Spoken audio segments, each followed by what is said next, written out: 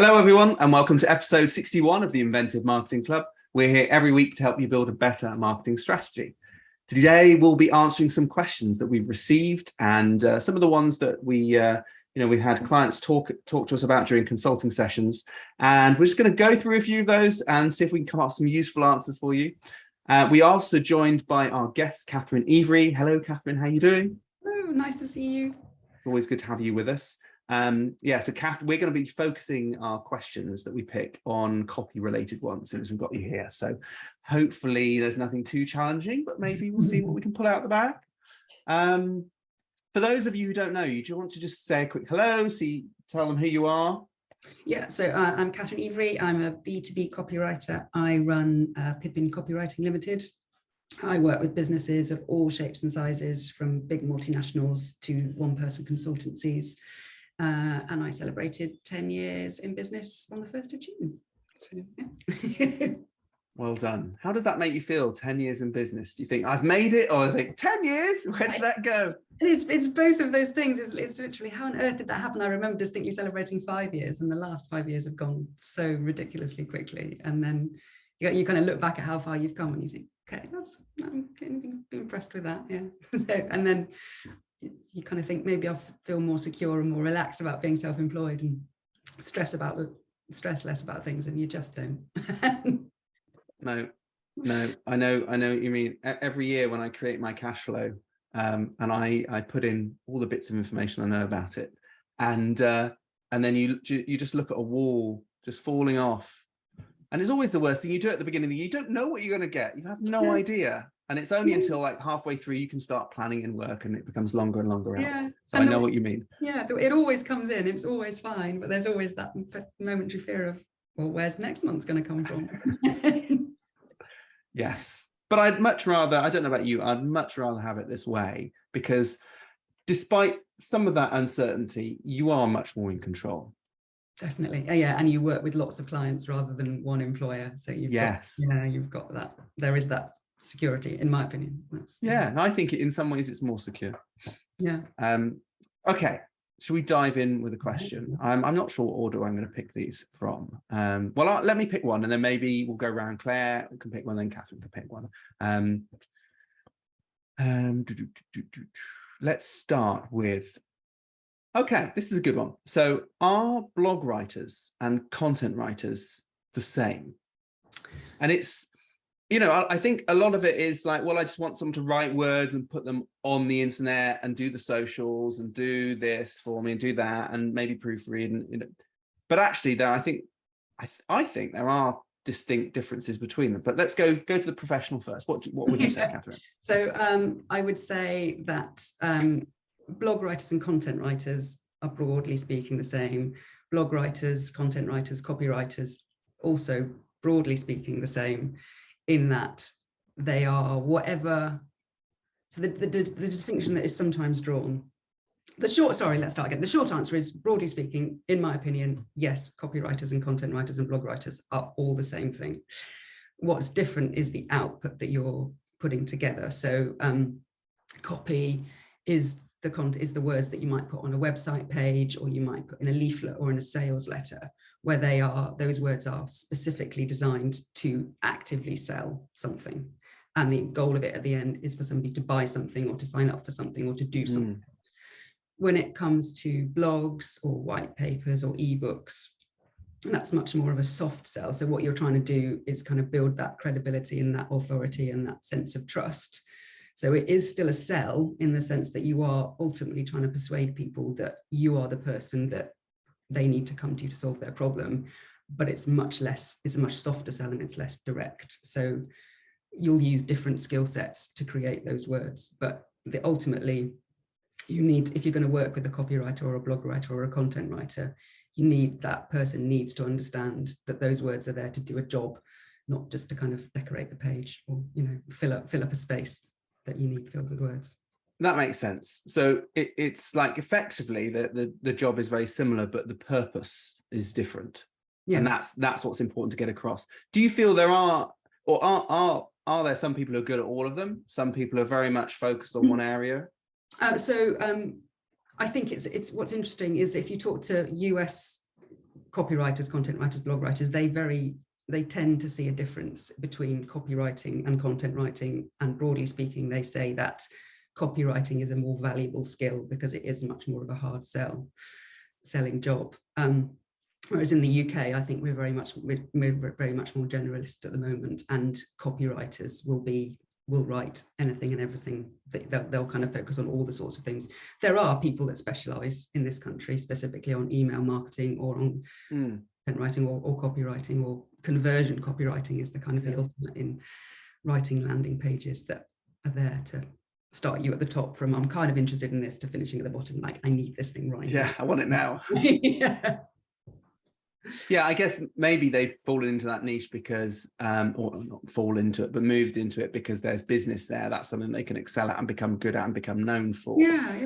And so you might, so as a copywriter, you might niche, like I niche as a B2B copywriter, and so other people might niche as a B2C. You might also niche and say, actually, do you know what? I'm a content writer. I love writing that long form content of blogs or, 5,000 word white papers. That's really where I love working. So I'm going to focus on that equally. You might like saying, I like seeing that my words make a massive difference, and you can see when something went live, it sold loads of things as a result, and I get the kick out of that, and that's what I want to focus on. Yeah. Do you think there is a difference between people who then write books, because the size of the content in terms of what you're producing is so much more massive, and the thought is so much more, no, it's not more considered. It's just there's usually a lot more work that goes into writing a book compared to a blog. Do you think there's a difference there, or again, it's more about the purpose? What are you trying to achieve, and really that someone who's writing can do either? It's really interesting, isn't it? I'm not sure I know the answer, because I think if you're a copywriter, so you write copy and blogs and content, whereas if you were going to write a book, you might not necessarily be coming from a writing background. You might say, no. Hey, I'm a business owner. I think I've got something really useful to say. I'm going to write a book. Okay. And in that case, you might go at it from on your own, and you might say, okay, I've got all the ideas, but the reality is I'm never, writing isn't my strength. I'm going to go and find somebody to write it for you. So I think the same things apply, in that there needs to be a structure, and a book isn't just 70,000 words just split onto a Word document. It's a structure. It's just that each chapter is 5,000 words, not a paragraph of text, which a blog might be. So I think it's all the same thing. It's just how many words there are involved. Yeah, I guess yes. You want a compelling piece of writing often has some kind of arc to it that you take people through, and a book might just have a bigger one that you've got to think about, but essentially it's the same. I know there are a lot of the people who make Basecamp, which I use the software quite a lot, now back called 37 Signals again. They often write, and we're kind of going off topic here, but it's kind of relevant. They write books by writing blog posts first and then compiling it into a book. Yeah, so it's like they're writing their drafts for the book in the open, and then bringing it back. But I think they don't know about the book until they've written all the posts, and then there is a book. They feel there is a book there, so it's got a different way of thinking about it. Yeah, and you get to repurpose that content. Yeah. Well, you've written a book. How did you find that process? Yes, to say I've written a book it sounds grand, but no. The process of actually doing the writing and putting the ideas down was fine. Helen and I just worked on it together, and we managed to produce it, I think, relatively quickly in a couple of months. It was the editing process and actually compiling the book that was hard, and doing the little things like seeking permission for images and stuff like that. That's actually what took the time. It's the details of it, not the writing. I mean, I don't know if the writing is excellent. Don't judge me on that. But I think we had ideas, and we had some, solutions, and we had some actions. And so hopefully it's useful. But it was the actual act of editing that I found the hardest bit. And, that I think is where it helps to have a professional involved. Yeah. Because that's where you can lose the will to live, really.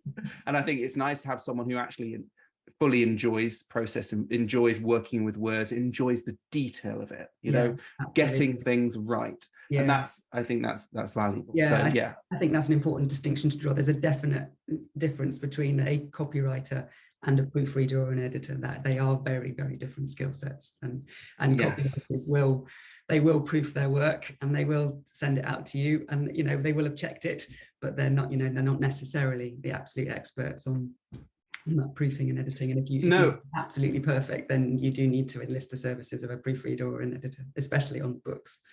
That's true. That's another step on what you know, are a proofreaders different? Yes, very much they are. And I think, as you say, even though someone writing it is going to make sure it's checked, you still need that additional person who's not involved in the project, who has no skin in the game, who just will read it and tell you everything.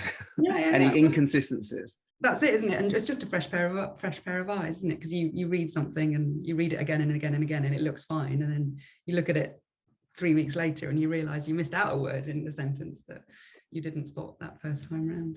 Yeah, no, I think that's incredibly valuable, whether it is with writing or design or, you know, an idea, having that fresh pair of eyes, someone who doesn't have all of the internal context that you have, looking at it and going, nah, it's not going to work, or looking at you know, writing and saying, and they're not, a proofreader certainly is not looking to change it. They're just looking to fix issues. It's like, I guess, a building inspector coming around and looking at your building and going, yes, all of these bits are good, but that's not up to code, you need to fix that. But they're not saying, oh, you need to change it and I want a big spiral staircase in here. You know? I think that there's definitely value in that, having that sanity of someone who you know is gonna catch those little bits. Okay, Claire, do you want to pick one? And actually, before you do, Catherine, I realized you haven't got a copy of this. I know, I was just thinking I should have written those questions. This will be a memory. I'll see if I can send you a link while Claire's doing her. Okay. Okay, I think I will go for people that struggle for time. What are some sort of quick, easy ideas that they can sort of get started with blogging? So so what I do is I have a bank of areas in which I'm interested in writing about. So whenever an idea occurs to me, I've got a little document that I will note that down in.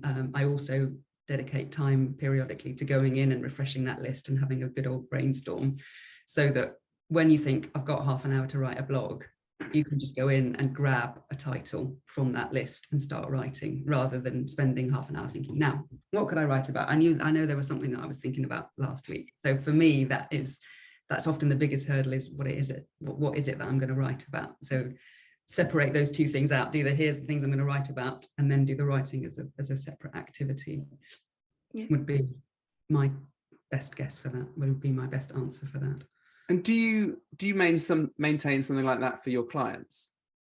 Yes. So I'll often, as a piece of work, I'll often, at the start of a project, I'll often say, okay, let's spend some time talking about your business and talking about your customers and talking about what they're interested in, to form that document. So we've got that, then we can work out where we need to be focusing our time and what are the interesting things to be writing about. Because that's the kind of the key to blogging, is what do your customers want to read ultimately? What not necessarily, not what you want to write about, what your customers going to be interested in. That will give you the best reward. Yeah, absolutely. And I think we were just talking earlier about tools. Are there any tools that you use to help come up with ideas? Yeah, so I use Answer the Public. I think we both use that. Yes, I'll screen share that for people who haven't seen it. I love it. So this is, let me just go back to the beginning. No, actually I won't, because they have limited searches and I might have reached the end of it.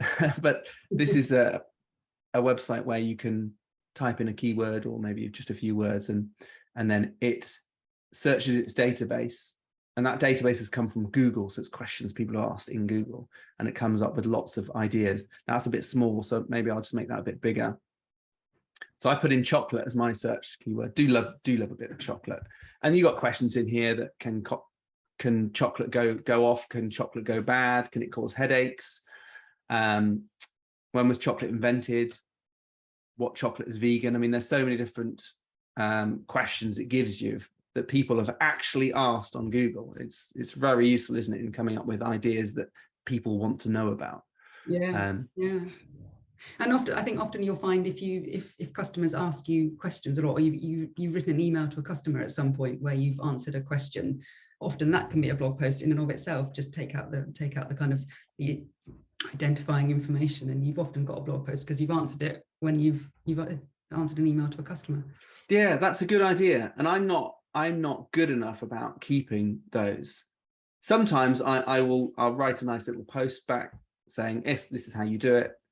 And then I'll just keep some of that section. I think that would make a great blog post, but then it's just getting round to actually writing it. Really, I need to hand that off. Yeah, another resource I'd really recommend, I've got it here, is for the They Ask You Answer, which is a very readable book on how to build a blogging strategy and how okay. They Ask You Answer. Yeah, it's content. It's kind of early content marketing essentially, and it's a guy who, have you come across it before? Have you? No. So he ran a swimming pool. I think it was a swimming pool business in a state in America, and then one of the recessions hit, and of course nobody wants to buy swimming pools, so he needed to really get his name out there, and he just started blogging, writing blogs on all of the questions that people wanted to know the answers to. And I think there's 5 kind of themes: is, you know, the difference between things, or how much things cost, the best example of something, or how do you do X, Y, Z. And he just wrote blogs answering all of these questions that his customers had asked him over the years. And he built himself a multi-million-pound, he protected his business through the recession and built a multi-million-pound business off the back of just answering questions honestly.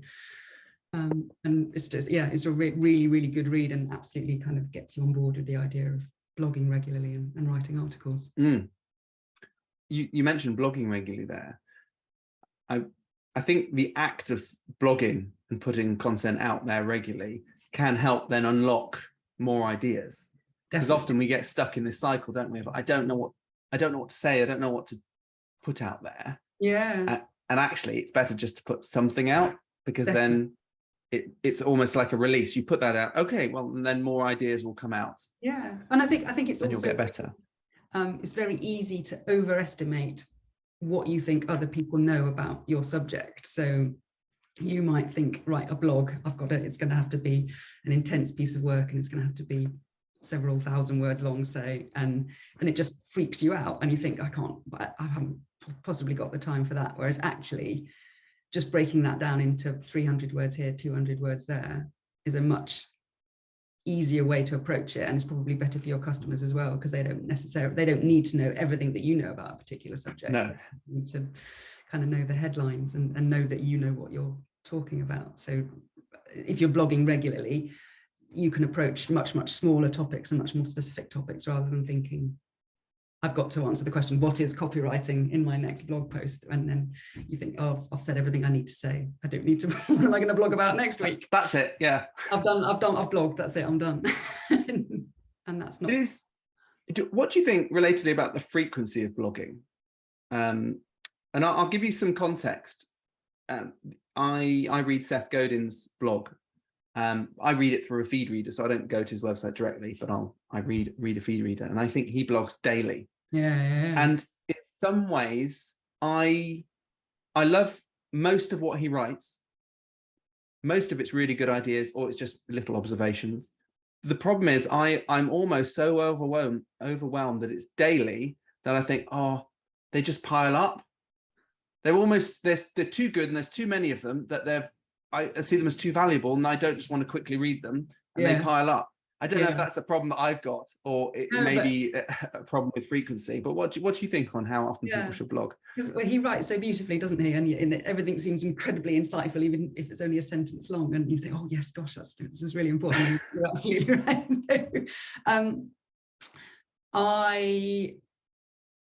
I think you need to. This is the kind of how long is a piece of string question. You need to blog as frequently as you need to blog. So to use my own business as an example, when I first started out, I had a monthly newsletter, and every month it had 3 new blogs in it that I'd written over the month. And so I'd publish 3 blogs and I'd bundle them together and send them out in the newsletter. And then as I got busier, there was less time to blog. That newsletter became 1 blog a month that I'd managed to kind of get out. And then in more recent times, because I've got 10 years worth of blogs where for quite a long time I was doing 3 blogs a month, I've got an enormous bank of content that I can just repurpose. And I think that's one of the questions that was on the list is, can you repurpose blog content? And the answer is absolutely yes. And then that takes away some of that stress of having to come up with new content, because you've got that bank of old content that is still perfectly good content, and just the fact it was written 2 or 3 years ago kind of doesn't matter. It's evergreen, it's still relevant. You can keep, even if you're not, you can publish a new blog every 2 months, as long as you can recycle older blogs in the meantime. So no, yeah, it's kind of not, if you're writing a genuine news article about something, about a conference that you're going to or a conference that you've just been to, then that's not going to last. That is a kind of its moment. That's right, yeah.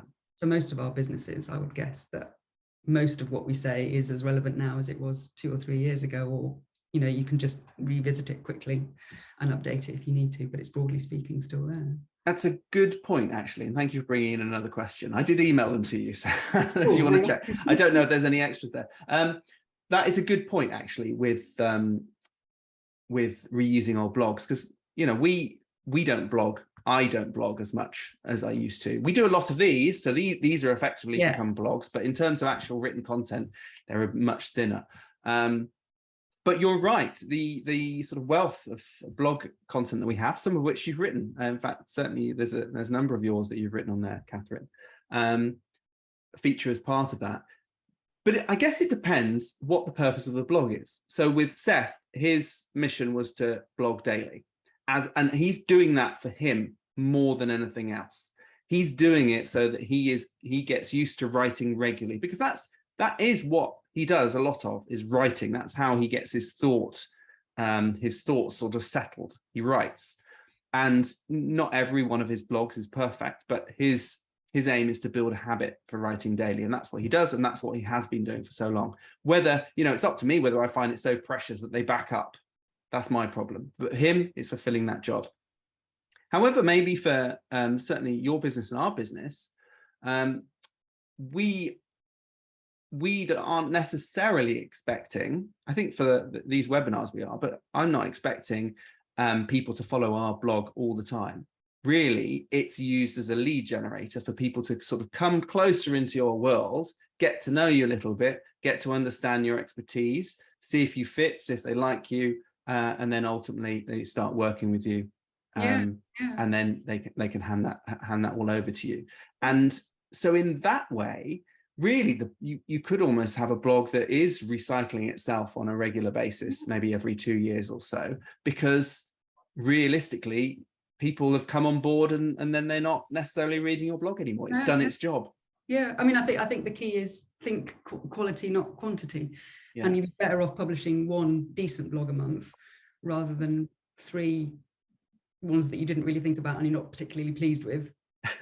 Instead, do one thing properly rather than spend that same amount of time trying to do volume rather than quality, because ultimately that blog is a reflection on your business. So make it a good face of your business that you're proud to put out there and say, this is a good reflection of what I think and what I believe and what I think people will find useful. Yeah. So on that, sort of continuing that forward, do you think it's then good if you were to sort of recycle blog content, which I think is totally acceptable? Would you then revisit that content and bring it up to date where need be? So sort of review it, make sure everything's relevant, and then sort of almost republish it and bring it forward? Yeah, definitely. Yeah, or simply, if it's still on your website, just link back to it. And if you're going to use, we all do, you publicize our latest blog posts on LinkedIn or Twitter or Facebook. It's sort of, it's not new to you, but it is going to be new to your audience. So you can change the publication date if you want to, but I don't necessarily think that you need to, as long as you go back and check that there's nothing massively out of date there and things haven't massively changed. But just go for it and yeah, it's not, it's new to your audience. It's not. Yeah, it's new to your audience. I think certainly if you're sending out a newsletter, you might have that new people coming in, older people dropping off because they're not, they don't need it anymore. Yeah. And it's very easy, just because you're hyper aware of all of the marketing and promotion that you've done, the reality is your audience simply aren't as invested as you are in it. And just because it's not new to you, it's, or just because it feels like you're repeating yourself, but you're not, because you're, maybe the first time your audience has seen something, and if not, they'll just be a nice reminder of what it is that you've got to say. It's true, actually, and it's difficult to get past that repeating yourself. It's taken me a long time, and I used to, because I deliver a lot of workshops, I used to sort of almost write a new workshop every single time. So I thought, it needed to be fresh, needed to be different. But working with the Growth Hub, Gloucester University Start and Grow, and a few other organizations, so they manage all the workshops, and I just come and deliver maybe 3 to 4 workshops, same ones over and over, delivering it. It's really nice because I've done the hard work. I've written it. It's a grand word for what I've done. Put some bullet points on the screen. A lot of talking, really. But I've done the work. I've done the creative side of it, and I'm repurposing it. And you're quite right. Everyone coming to those workshops is, thinks it's, for them, it's like the first time they've heard this. Yeah. But yet for me, some of them are, well, now 2-3 years old. I mean, I update them and I keep them fresh and tweak them, but. And you get something out of it every time, and somebody points out something that's really interesting, and it's really exciting watching that light bulb moment when you're kind of explaining things to somebody, and yes, of course.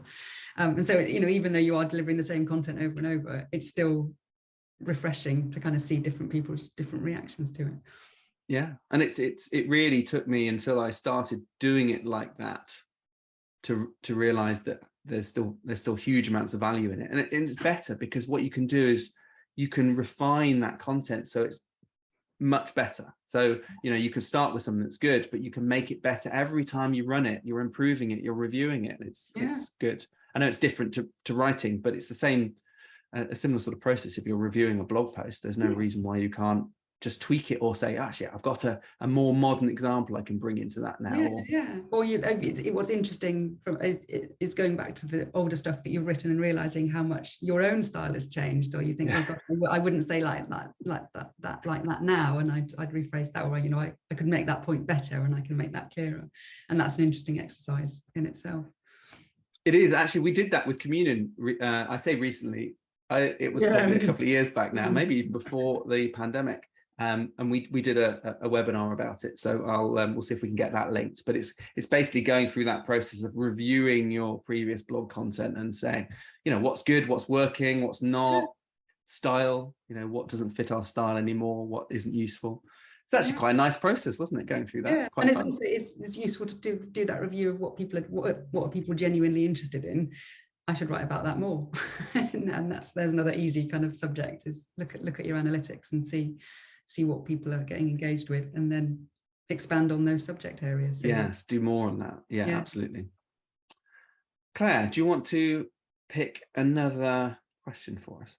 Okay, so how do you write short, snappy, keyword loaded, interesting titles? What's your method? So full disclosure here, headlines are not my strong point either. So I like long form stuff. So I think for me, especially when you're talking about online content, the key is don't try and be clever or come up with a clever pun or a kind of a sort of necessary funny headline. Just do what it says on the tin. And if you research the keywords, you'll know what those keywords are and make sure they're included in the title. I like to use questions, so use the question somebody might have typed into Google to get the answer to what it is that you're blogging about, and just how do I do X, or how does Y work, or what should I do in Z situation, and just that the question that somebody will type into Google or say into Alexa is your blog title. It doesn't need to be any more complicated than that, I think. It's I find it hard too. Sometimes I do go to puns. It depends whether sometimes they sort of sit neatly, and I often spend a lot of time on the Apple website, and they're very clever at engaging titles that relate to it, but they have a play, very much a play on the words that they're using, and it's very good. But obviously they spend a lot of time on that. Obviously you're right. Yes, you want to put in, if it's a blog, then it's ideal that it's the question that someone's asking, answer the public, perfect for that. What do you think though? Because sometimes you want to put the keyworded title, the keyword phrase, it could be a question, as part of the title, but that doesn't fit right as a title. What do you think to having like almost multiple titles together, where they might be hyphenated, or you say one thing and then you I will drag up an example on our website, which it's actually after talking to Chris Richards about how to sort of optimizing our marketing page so that we could get more visits funneled through to the club. And we found there was a phrase, let's see if I can pull it up here. There's a phrase that we wanted to get found for. So we wanted to feature that phrase on there. But it didn't quite work for the title. I found it now, so I can stop stalling for time. Basically, the article is our marketing strategy foundation checklist. And one of the phrases that we want to get found for was how to get better at marketing. That seemed to be a phrase that people were searching for as a broad term for people who this would be aimed at. But it's actually, in fact, let me share it. It's actually hyphenated with how to get better at marketing, a business marketing strategy. So that's what I'm getting at. Is that okay for a title for you? Or does it seem too long? Because I'm trying to do two things with it. I'm trying to get in a keyword, but also state what this is. What it is, yeah. I don't really have a problem with that, I don't think. Good. I just said vaguely.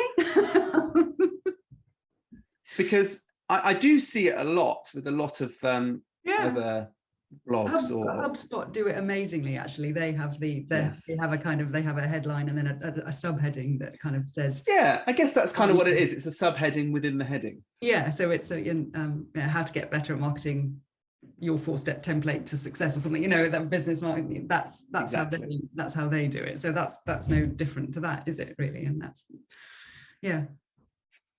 But just out of interest, would that affect your SEO? Because I know for like the meta titles, they're sort of supposed to be a set length for the sort of titles of pages. So does your, I guess what I'm sort of saying, would that go against you having longer titles than sort of short? I'm going to defer to Ben on that. No, it doesn't really go against you. It's more about that it will get cut off so people won't see the words. And then in that case, I would focus on what you want, what you're trying to optimize on. So in this case, we're optimizing on how to get better. Well, it actually is two things. There's marketing strategy is one, but the question is how to get better at marketing.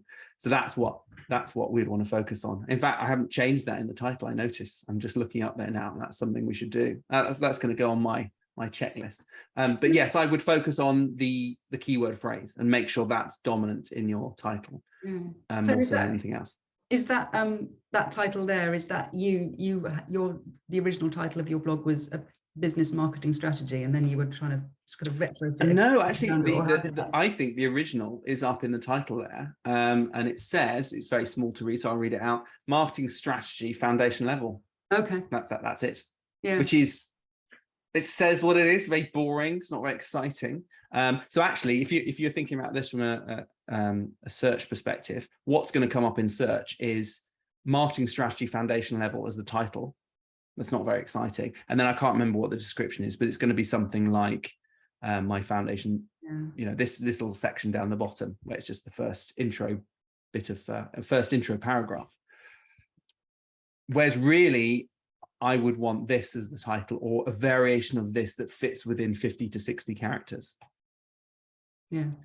So that goes back to sort of refining that copy even further. We've got a title here. We now need to refine it. Which is something I'm going to have to do this afternoon now. That's a little job I've given myself.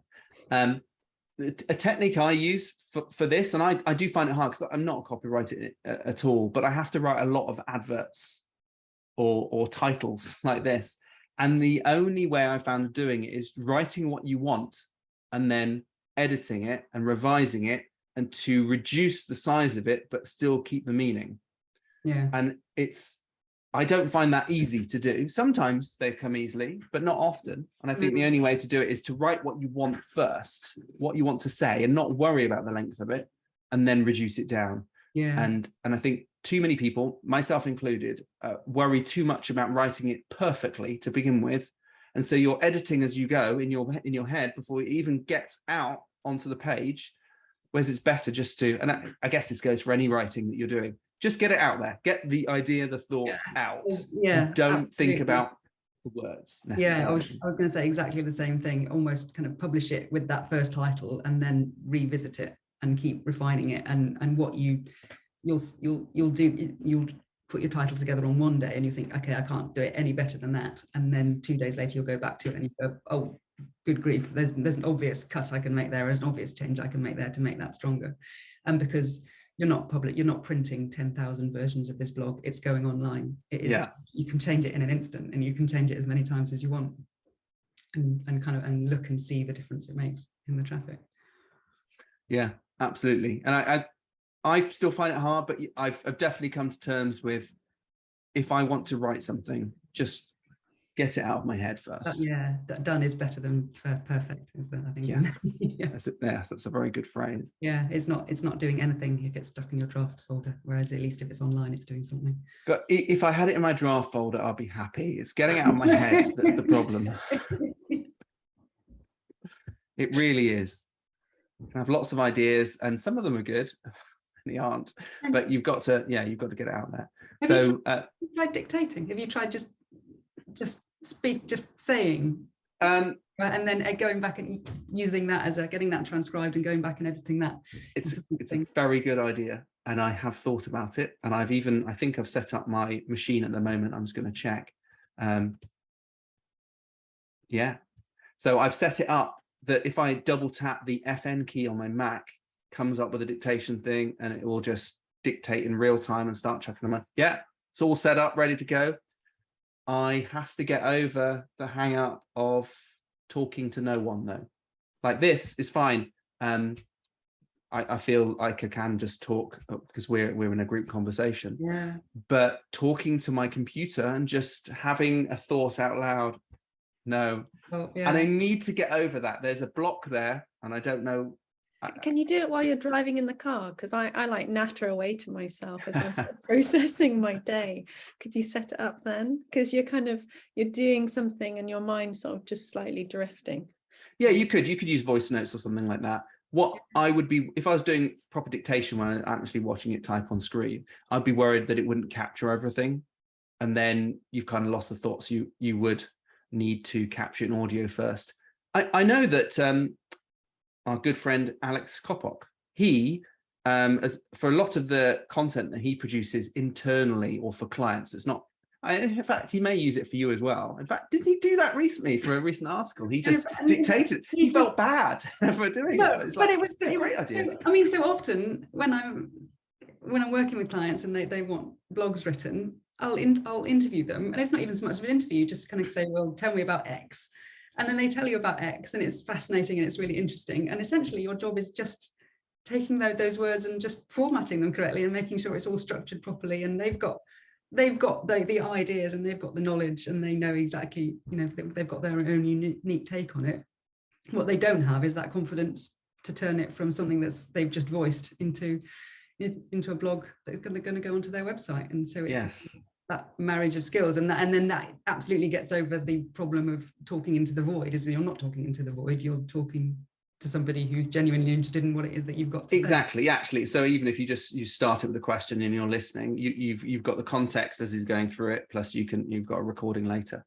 I mean, Alex is quite practiced at it, because he will use dictation if he's walking around a client property, or he wants to send a note, a message out. And it's quite common practice for certain disciplines and certain professions to do that.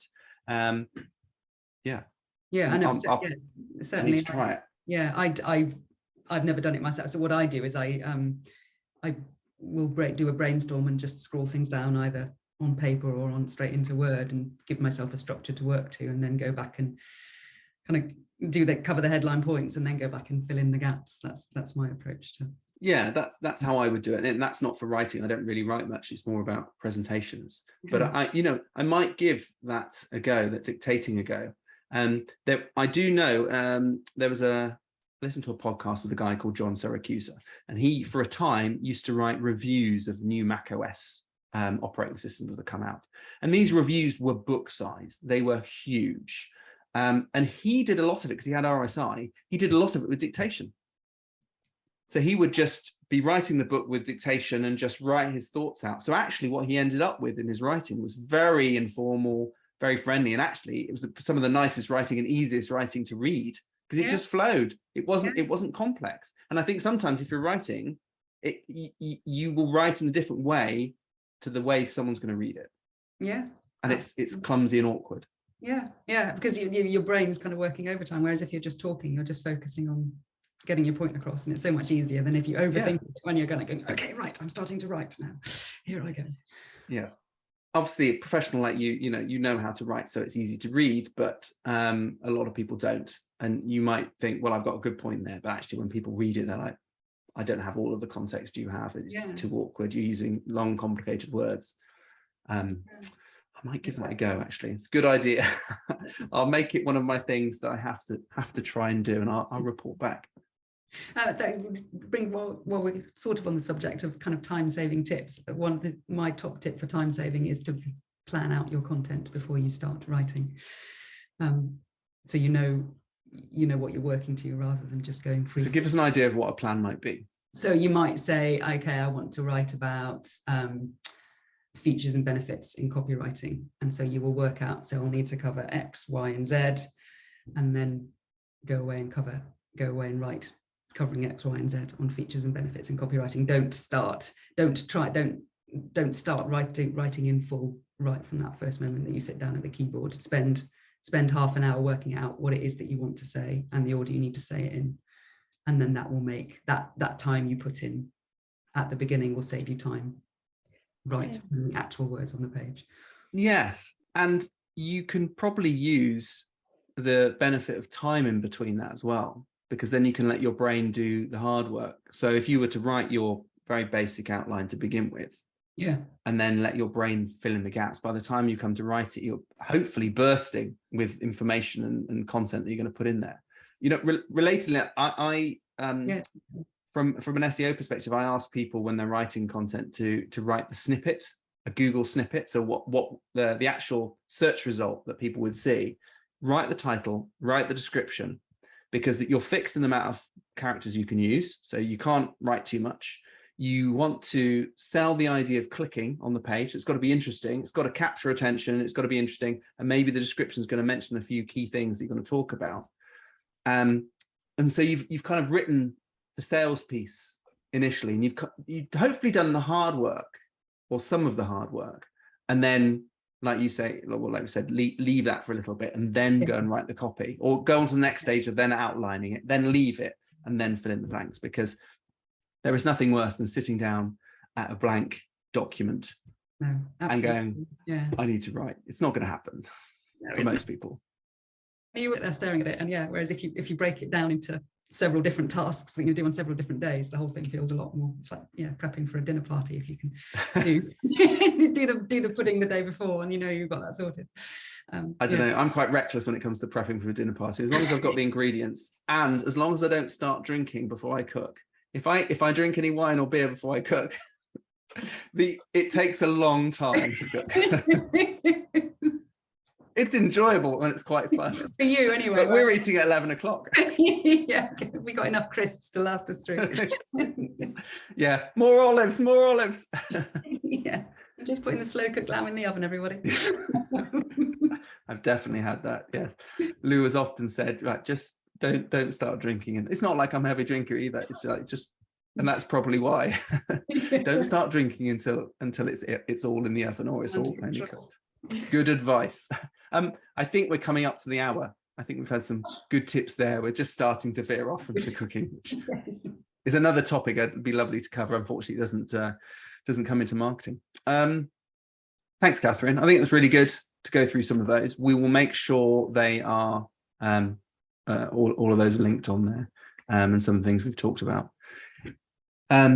Claire, do we want to cover what's coming up over the next month or so?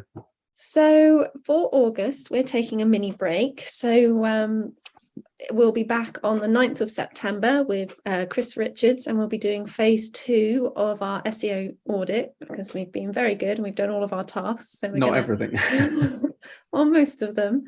And we're going to see how that's impacted the website and kind of look at the next steps of what we need to do. So that'll be really exciting for them. But in the meantime, we're going to go off and enjoy the sunshine, aren't we, Ben? We are not together. Separately. Yeah.